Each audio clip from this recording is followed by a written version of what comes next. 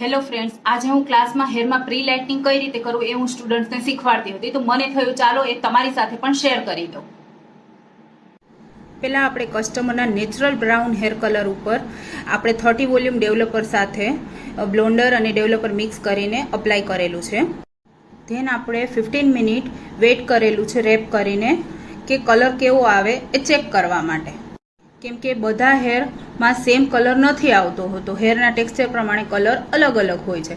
Than આપણે hair rinse કરેલા છે કે હેરનો કલર કેવો છે એ ચેક કરીએ, કેમ કે આપણે હેરને 8 લેવલ સુધી લિફ્ટ નથી કરેલો. કલર નેચરલ કોપર બ્લોન્ડ આવે એ જ કલર આપણે કરવો હતો અને એ જ કલર આપણે ઓરિજિનલ આવેલો છે. યુ કેન સી, તમે જોઈ શકો છો.